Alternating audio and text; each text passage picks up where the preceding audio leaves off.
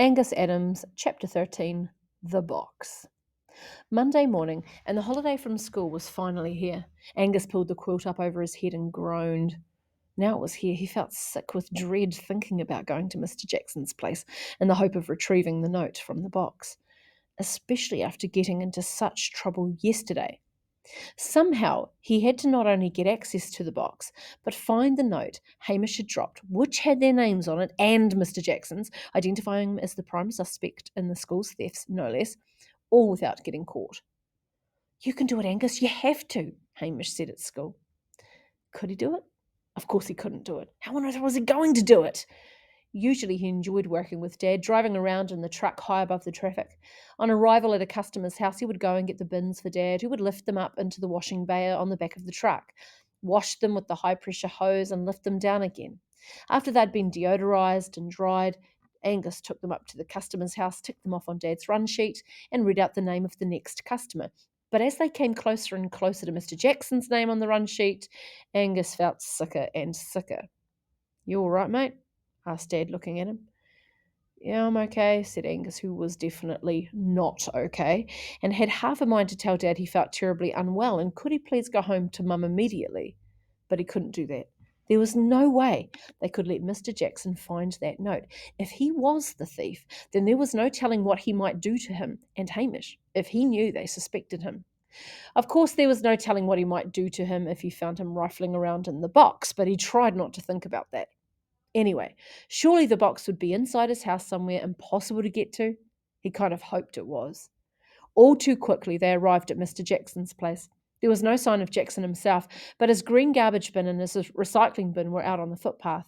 Angus chewed his nails nervously and watched the house as Dad washed the waste bin first. Okay, mate, he wants them round the back, said Dad, pushing the green waste bin towards him. Dad would now move on to the recycling bin. This was his opportunity. Now or never. He grabbed hold of the bin and pulled it along the driveway down the side of the little fibro house.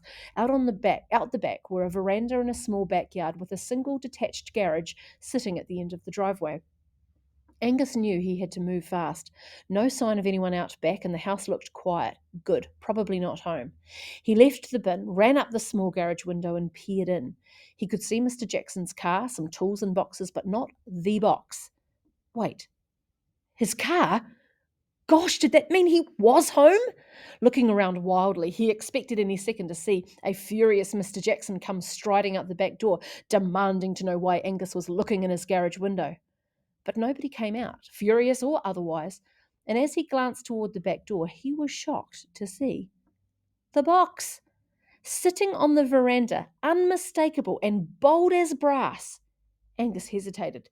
He knew Dad would be almost finished with the recycling bin. The box sat there mocking him. Here I am. What are you going to do about it? It seemed to be saying. Okay, go. Heart pounding, he leapt up the 3 steps to the veranda and pulled open the flaps. There was all the stuff, iPads, a laptop, and yes, a Nintendo DS. Angus began to hunt for the note, frantically moving items aside. As he searched, he heard voices from around the front. Yeah, lovely day for it, Dad was saying. My son has taken your green bin round the back. Angus, maybe you know him from school? Panic rose in him like a tidal surge as he realised Mr. Jackson was out the front with Dad. Shutting the box, he hurtled down the steps and bolted around the side of the house. Mr. Jackson was standing with Dad. He looked a bit weird in a t-shirt and shorts instead of the usual overalls, but he looked up and smiled at Angus. This was weirder still, because he never smiled. Hi, Angus. We kind of met last week, didn't we? He said, obviously recognising him from the workshop incident. Hi, Angus stammered. Then, unbelievably, Mr. Jackson stuck out his right hand for him to shake. Well, it's good to officially make your acquaintance, he said, his enormous mitt pumping Angus's. You're a good bloke for helping your dad on a holiday. Angus tried to swallow a football-sized lump and wondered if anyone else could hear his heart drumming inside his chest.